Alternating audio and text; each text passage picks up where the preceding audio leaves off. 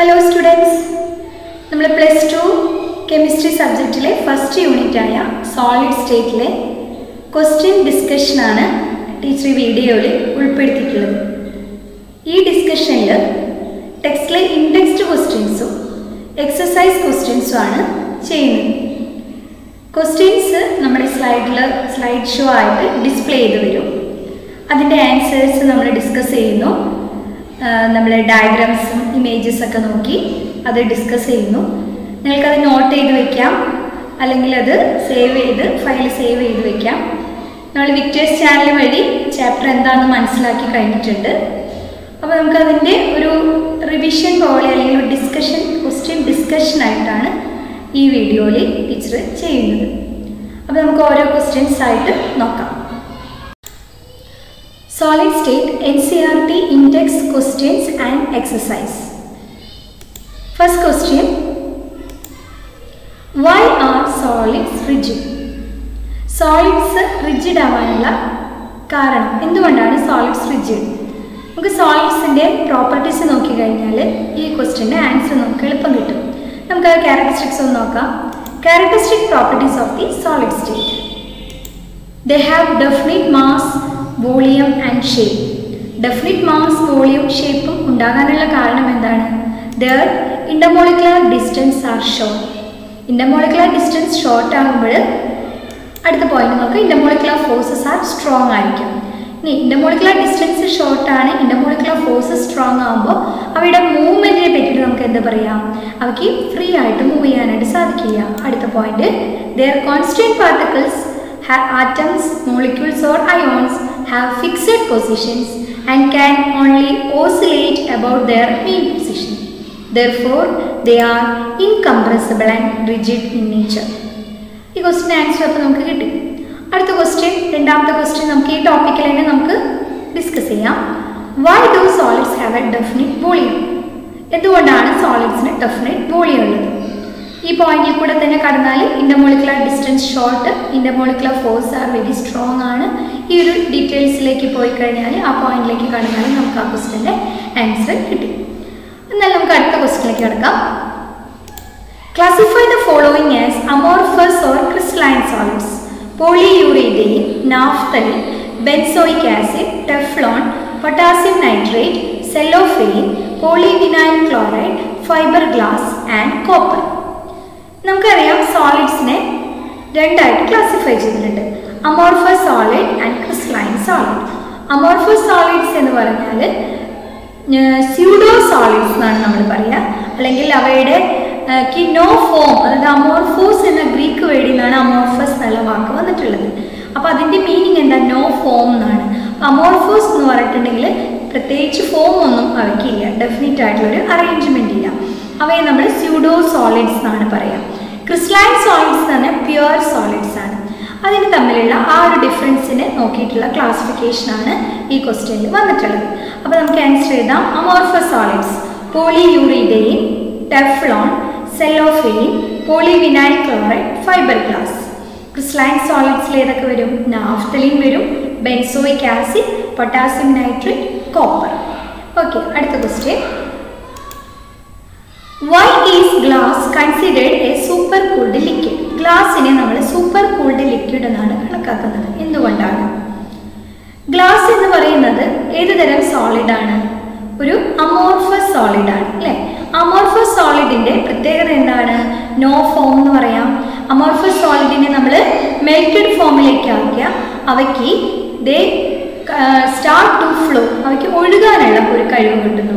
ഒഴുകാനുള്ള കഴിവ് കിട്ടി അവയെ നമുക്ക് മോൾഡഡ് ഇൻ ടു ഡിഫറെൻറ്റ് ഷേപ്സിലേക്ക് മാറ്റാനായിട്ട് സാധിക്കും, അല്ലെങ്കിൽ അവയ്ക്ക് കൂൾ ചെയ്ത് ലിക്വിഡിൻ്റെ നേച്ചർ കിട്ടുന്നു. അപ്പോൾ ഗ്ലാസ് എന്ന് പറയുന്നത് ഒരു അമോർഫസ് സോളിഡാണ്. അമോർഫസ് സോളിഡ് ആയിട്ടുള്ള ഗ്ലാസിനെ നമ്മൾ ഒരു സൂപ്പർ കൂൾഡ് ലിക്വിഡ് എന്ന് പറയുന്നു. അപ്പോൾ കാരണം നമുക്ക് നോക്കാം. Like liquid, amorphous solid have a tendency to flow though very slowly. Glass is a amorphous solid, therefore it is considered a pseudo solid or super cooled liquid. Okay, അടുത്ത question നോക്കാം. Refractive index of a solid is observed to have the same value along all directions. Comment on the nature of this solid. Would it show cleavage property? Refractive index of a solid is observed to have same value along direction എന്ന് പറയുന്ന sentence ഏത് പ്രോപ്പർട്ടിയാണ് explain ചെയ്യുന്നത്? Isotropic in nature. ഇനി ചോദിച്ചിരിക്കുന്നത് comment on the nature of the solid. ഈ isotropic nature കാണിക്കുന്ന solid ഏതാണെന്നാണ് ചോദിച്ചിരിക്കുന്നത്. അതിന് ക്ലീവേജ് പ്രോപ്പർട്ടി ഉണ്ടോ? എങ്ങനെയാണ് ക്ലീവേജ് പ്രോപ്പർട്ടി കാണിക്കുന്നത്? അപ്പോൾ നമുക്കൊരു സോളിഡിൻ്റെ ഡയഗ്രാം നോക്കാം. ഇത് നമുക്ക് അറിയാം ക്രിസ്റ്റലൈൻ സോളിഡിൻ്റെ ഒരു സ്ട്രക്ചറാണ് അല്ലേ. അവിടെ A to B ഡയറക്ഷനിൽ ഒരു പ്രത്യേക രീതിയിൽ ആറ്റത്തിനെ അറേഞ്ച് ചെയ്തിട്ട് കാറ്റയോൺ ആനിയോൺ ആയിരിക്കാം. C to D ഡയറക്ഷനിലും കാറ്റയോണും ആനിയോണും വേറൊരു തരത്തിലാണ് അറേഞ്ച് ചെയ്തിരിക്കുന്നത്. നമ്മൾ ഈ ഒരു സോളിഡിൻ്റെ റിഫ്രാക്റ്റീവ് ഇൻഡെക്സ് മെഷർ ചെയ്യാണ്. ലൈറ്റ് കടത്തി വിട്ട് റിഫ്രാക്റ്റീവ് ഇൻഡെക്സ് മെഷർ ചെയ്യുന്നു. A to B ഡയറക്ഷനിൽ കിട്ടുന്ന ഒരു വാല്യൂ ആയിരിക്കില്ല C to D ഡയറക്ഷൻ. അതായത് different value in different direction. ഈ ക്രിസ്റ്റലൈൻ സോളിഡിൻ്റെ കേസിൽ ഇങ്ങനെയാണ് കിട്ടുന്നത്. അപ്പോൾ നമുക്ക് അടുത്തൊരു ഡയഗ്രാം നോക്കാം. ഇതൊരു അമോർഫസ് സോളിഡിൻ്റെ ഡയഗ്രാമാണ്. ഈ അമോർഫസ് സോളിഡിൻ്റെ ഡയഗ്രത്തിൽ A to B ഡയറക്ഷനിൽ നമ്മൾ റിഫ്രാക്റ്റീവ് ഇൻഡെക്സ് വാല്യൂ മെഷർ ചെയ്തു. ദെൻ C to D ഡയറക്ഷനിൽ റിഫ്രാക്റ്റീവ് ഇൻഡെക്സ് വാല്യൂ മെഷർ ചെയ്തു. അപ്പോൾ നമ്മൾക്ക് സെയിം വാല്യൂ ആണ് അലോങ് ഓൾ ഡയറക്ഷനിൽ നമുക്ക് കിട്ടുന്നത്. അപ്പോൾ നമുക്ക് പറയാം ഇതൊരു ഐസോട്രോപിക് നേച്ചറാണ് അല്ലെങ്കിൽ അമോർഫസ് ആണ് എന്ന് നമുക്ക് പറയാനായിട്ട് സാധിക്കും. അപ്പോൾ നമുക്ക് നോക്കാം. ആദ്യത്തെ ഡയഗ്രാം ക്രിസ്റ്റലൈൻ സോളിഡാണ്. ആ ക്രിസ്റ്റലൈൻ സോളിഡിനെ ഈ പറഞ്ഞ എന്താണ് refractive index value different in different direction എന്ന് പറഞ്ഞിരിക്കുന്നത്. അപ്പോൾ നമുക്കതിനെ അനൈസോട്രോപിക് എന്ന് പറയാം. എന്നാൽ അമോർഫസ് സോളിഡ് ആയിട്ടുള്ള ഈ സെക്കൻഡ് ഡയഗ്രത്തിൽ same value in along all direction in different direction isotropic nature എന്ന് പറയാം. അപ്പോൾ അനൈസോട്രോപിക് എന്ന് പറയുന്നത് ക്രിസ്റ്റലൈൻ സോളിഡ്, ഐസോട്രോപിക് എന്ന് പറയുന്നത് അമോർഫസ് സോളിഡ്. നമ്മുടെ ക്വസ്റ്റ്യനിൽ ചോദിച്ചിരിക്കുന്ന സോളിഡ് എന്ന് പറയുന്നത് ഏതാണ്? അമോർഫസ് സോളിഡാണ്. ക്ലീവേജ് പ്രോപ്പർട്ടിയാണ് അടുത്തതായിട്ട് ചോദിച്ചിരിക്കുന്നത്. നമുക്ക് നോക്കാം അമോർഫസ് സോളിഡിൻ്റെ ക്രിസ്റ്റലൈൻ സോളിഡിൻ്റെ ക്ലീവേജ് പ്രോപ്പർട്ടി. ക്രിസ്റ്റലൈൻ സോളിഡിനെ ഒന്ന് നമ്മൾ ബ്രേക്ക് ചെയ്തു, ക്ലീവ് ചെയ്തു. അപ്പോൾ നമുക്ക് കിട്ടിയ പീസ് വളരെ റെഗുലർ ആയിട്ടുള്ള പീസാണ് നമുക്ക് കിട്ടിയത്. എന്നാൽ അമോർഫസ് സോളിഡിനെ ബ്രേക്ക് ചെയ്തപ്പോൾ നമുക്ക് ഇറഗുലർ ആയിട്ടുള്ള പീസസ് ആയിട്ടാണ് അത് ബ്രേക്ക് ചെയ്യുന്നത്. ഇതാണ് ക്ലീവേജ് പ്രോപ്പർട്ടി എന്ന് പറയുന്നത്. Next, classify the following solid in different categories based on the nature of intermolecular forces operating in them. നമുക്കറിയാം സോളിഡ്സിനെ അമോർഫസ് സോളിഡും ക്രിസ്റ്റലൈൻ സോളിഡ്സ് ആയിട്ട് ക്ലാസിഫൈ ചെയ്തിരിക്കുന്നു. Crystalline solids are again classified into molecular solids, ionic solids, metallic solids, covalent or network solids. ഈ molecular സോളിഡ്സിൽ തന്നെ അവയെ നമ്മൾ non polar solids, polar solids, then hydrogen bonded solids, ഇത്രയും ക്ലാസിഫിക്കേഷനിലെ കാറ്റഗറീസ് വരുന്നുണ്ട്. ഈ കാറ്റഗറീസിനെ ബേസ് ചെയ്തിട്ട്, അതായത് കാറ്റഗറീസ് എന്തിനെ ബേസ് ചെയ്തിട്ടാണ്? Based on the nature of intermolecular forces operating between the constituent particles. അതിനെ ബേസ് ചെയ്തിട്ടുള്ള ഈ എക്സാമ്പിൾസിനെ നമ്മളൊന്ന് എന്ത് ചെയ്യണം? ക്ലാസിഫൈ ചെയ്യണം. നമുക്ക് ആൻസർ നോക്കാം. പൊട്ടാസ്യം സൾഫേറ്റ് അയോണിക് സോളിഡ് ആണ്. ടിന്നിൻ മെറ്റാലിക് സോളിഡ്, മെറ്റൽസ് ആണ്. Benzene molecular non polar solid ആണ്. Urea polar molecular solid. അമോണിയയിലും പോളാർ മോളിക്യൂൾസ് ആണ് constant particles. It is a polar molecular solid. വാട്ടറിൽ മെയിനായിട്ട് ഹൈഡ്രജൻ ബോണ്ട് ആണ്. Force of attraction between the constant particles hydrogen bond ആണ്. അതുകൊണ്ട് അത് ഹൈഡ്രജൻ ബോണ്ടഡ് മോളിക്കുലർ സോളിഡ് ആണ്. സിങ്ക് സൾഫൈഡിൽ അയോണുകളാണ് കോൺസ്റ്റന്റ് പാർട്ടിക്കിൾസ്, അതിനെ അയോണിക് സോളിഡ് എന്ന് പറയുന്നു. ഗ്രാഫൈറ്റിലെ കോവാലന്റ് ഓർ നെറ്റ്വർക്ക് സോളിഡ് ആണ്. Rubidium is A metal, therefore it is a metallic solid. Argon non polar molecular solid. Okay, അടുത്ത question. Solid air is very hard electrical insulator in solid as well as in molten state and melt at extremely high temperature. What type of solid is it? Second question കൂടെ നോക്കാം നമുക്ക്. Ionic solid conduct electricity in molten state but not in solid state. Explain. Next question. What type of solids are electrical conductors, malleable and ductile? ഈ മൂന്ന് ക്വസ്റ്റിൻ്റെ answer നമുക്ക് ഒരൊറ്റ ടോപ്പിക്കിൽ നമുക്ക് explain ചെയ്യാവുന്നതേ ഉള്ളൂ. അതാണ് മൂന്ന് ക്വസ്റ്റിനും ഒരുമിച്ച് കൊടുത്തിട്ടുള്ളത്. നമ്മളുടെ NCERT ടെക്സ്റ്റിൽ നമുക്കൊരു ടേബിൾ തന്നിട്ടുണ്ട്. സോളിഡിൻ്റെ ക്ലാസിഫിക്കേഷനിൽ ക്രിസ്റ്റലൈൻ സോളിഡ്സിൻ്റെ ക്ലാസിഫിക്കേഷൻ ഒരു ടേബിൾ തന്നിട്ടുണ്ട്. ആ ടേബിൾ നമ്മൾ പഠിച്ചു കഴിഞ്ഞാൽ ഈ ക്വസ്റ്റ്യൻസ് നമുക്ക് ഈസി ആയിട്ട് ആൻസർ ചെയ്യാം. അപ്പോൾ നമുക്ക് ടേബിൾ ഒന്ന് നോക്കാം. അതനുസരിച്ച് സോളിഡ് ഏത് തരം സോളിഡാണ് എന്നുള്ളത് നമുക്ക് പറയാനായിട്ട് സാധിക്കും. അതുപോലെ ഏത് ടൈപ്പ് സോളിഡാണ് electrical insulator, malleable and ductility കാണിക്കുന്നത്. ടേബിൾ നമുക്ക് നോക്കാം.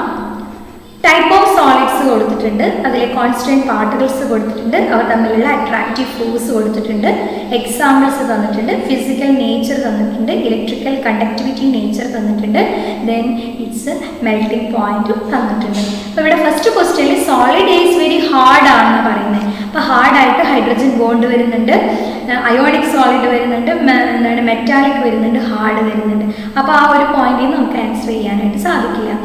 അടുത്ത പോയിന്റ് നോക്കാം. Insulator in solid as well as in molten state. അപ്പം എന്താണ്, അവ ഇൻസുലേറ്റർ ആയിട്ടാണ് ബിഹേവ് ചെയ്യുന്നത് അല്ലേ. മീൻസ് അപ്പോൾ ഇവിടെ ഇൻസുലേറ്റർ ഉണ്ട്, ഇവിടെയുണ്ട്, ഇവിടെയും നമുക്ക് ഇൻസുലേറ്ററിനെ കാണാം. അടുത്തൊരു പോയിന്റ് കൂടെ നോക്കിയാൽ നമുക്ക് കറക്റ്റ് ആൻസറിലേക്ക് എത്താം. Melt at very high temperature. High ടെമ്പറേച്ചറിലാണ് അത് മെൽറ്റഡ് ആകുന്നത്.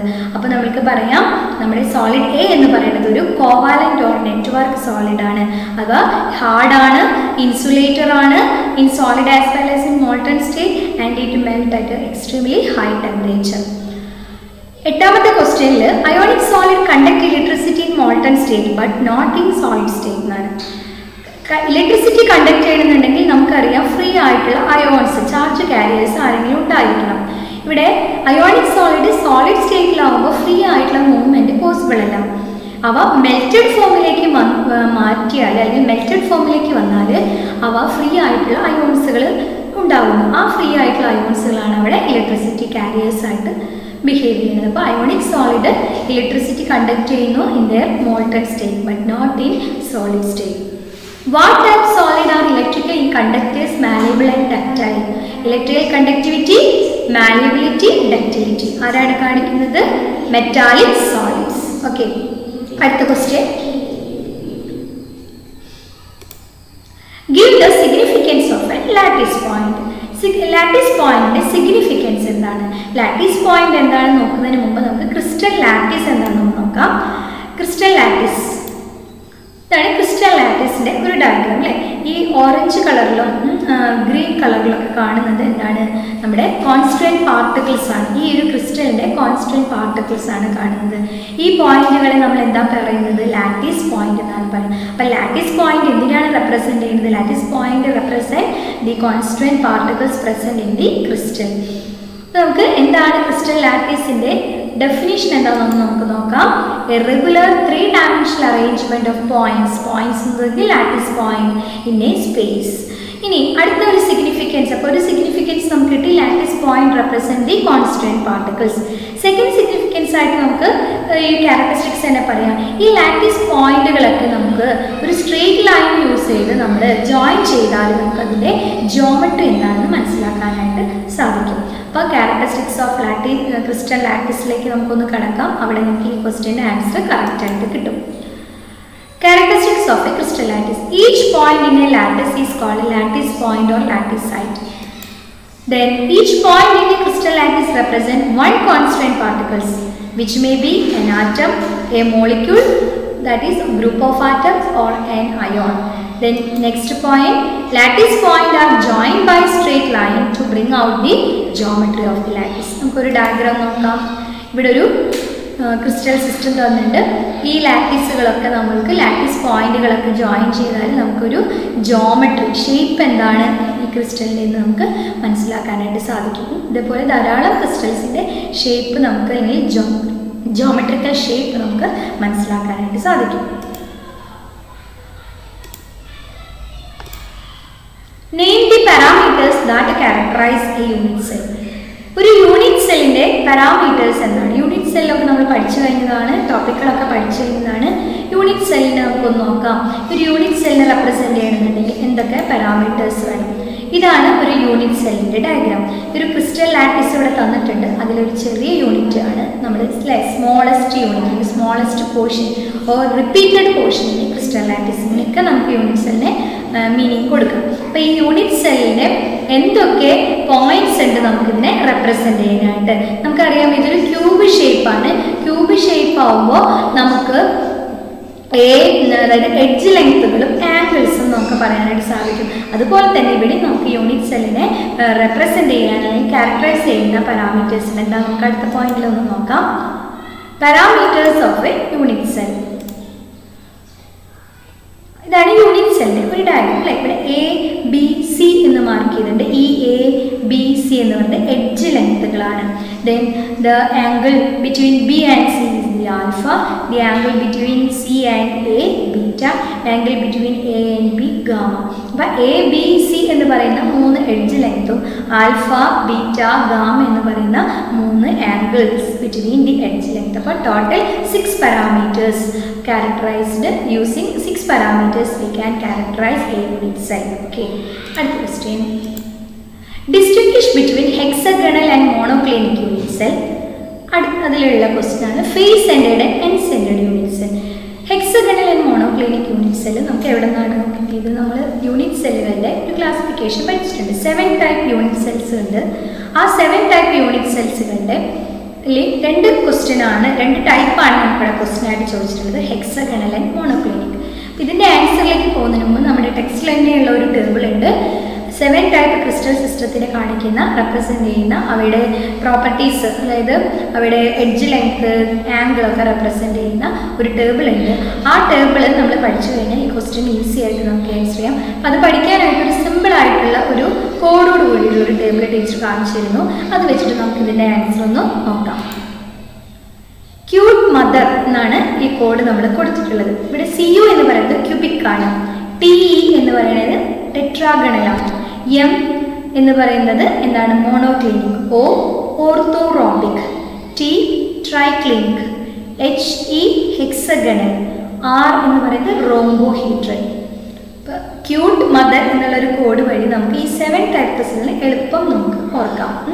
ഇനി ഇവിടെ മാർക്ക് ചെയ്തിട്ടുണ്ട് അല്ലേ, ഈ എഡ്ജ് ലെങ്ത്തുകളെ ഒന്ന് മാർക്ക് ചെയ്തിട്ടുണ്ട്. അത് ഈ ഒരു ഈസി മെത്തേഡിന് വേണ്ടിയിട്ടാണ്. ഈ ഫസ്റ്റ് ക്യൂബിക്കിൻ്റെയും ലാസ്റ്റ് വരുന്നത് ഒരേപോലെയാണ്, പിന്നെ ടെട്രാഗണലും ഹെക്സഗണലും ഒരേപോലെ, ബാക്കി 3 ഒരേപോലെ ഒന്ന് മാർക്ക് ചെയ്തു. ഇവിടെ നമുക്ക് ആംഗിളും പഠിക്കാം, അവരുടെ ആൽഫ ബീറ്റ ഗാമ ആംഗിളിൻ്റെ വാല്യൂ പഠിക്കാം, കൂടെ നമുക്കതിൻ്റെ എക്സാമ്പിൾസും പഠിക്കാം.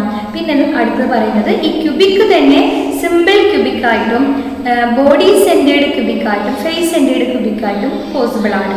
ടെട്രാഗണലിൽ സിമ്പിൾ ക്യൂബിക്കായിട്ടും എൻഡ് സെൻറ്റേർഡും പോസിബിൾ ആണ്.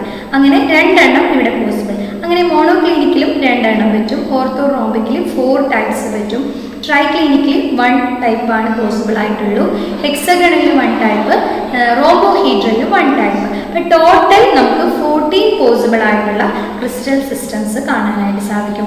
ഈ 14 പോസിബിൾ ക്രിസ്റ്റൽ സിസ്റ്റത്തിനെയാണ് ബ്രെവൈസ് ലാറ്റിസ് എന്ന് പറയുന്നത്. ബ്രെവൈസ് എന്ന് പറയുന്ന ഒരു ഫ്രഞ്ച് മാത്തമാറ്റീഷ്യനാണ് അദ്ദേഹം.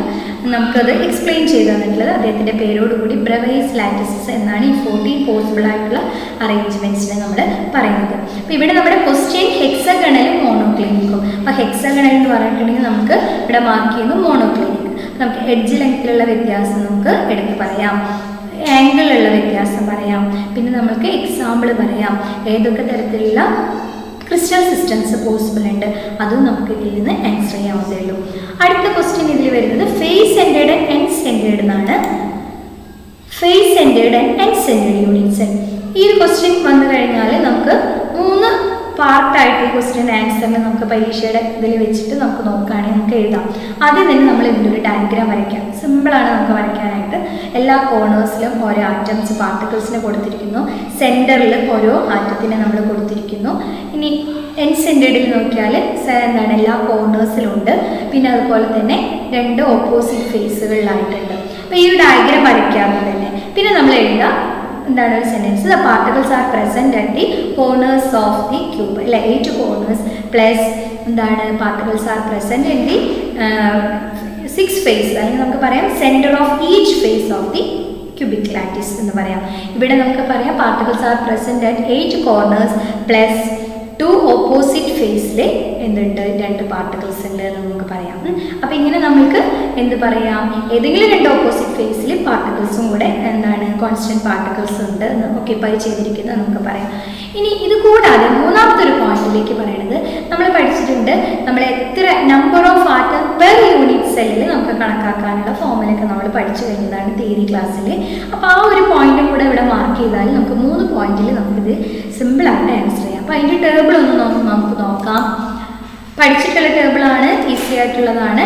Number of atoms per unit cell, type of unit cell തന്നിട്ടുണ്ട്, നമ്പർ ഓഫ് ആറ്റംസ് കോർണേഴ്സിൽ തന്നിട്ടുണ്ട്, നമ്പർ ഓഫ് ആറ്റംസ് ഇൻ ഫേസസിൽ ന്യൂക്ലിയസിലുള്ളത് തന്നിട്ടുണ്ട്, number of atoms at the സെൻറ്ററിലുള്ളത് തന്നിട്ടുണ്ട്, ടോട്ടൽ നമ്പർ ഓഫ് ആറ്റംസും തന്നിട്ടുണ്ട്. അപ്പോൾ ഇവിടെ നമ്മുടെ question face centred end centred ആണ് അല്ലേ. അപ്പോൾ ഫേസ് സെൻറ്റേർഡിൽ എങ്ങനെയാണ് കോർണേഴ്സിൽ വരുന്ന കോൺട്രിബ്യൂഷൻ 8 × 1/8 = 1. ഇതെങ്ങനെയാണ് വരുന്നത് എന്നൊക്കെ തിയറി നമ്മൾ പഠിച്ചു കഴിഞ്ഞതാണ്, ഇവിടെ എക്സ്പ്ലെയിൻ ചെയ്യുന്നില്ല, നമുക്കറിയാം. Number of atom in 6 phase 6 × 1/2 = 3.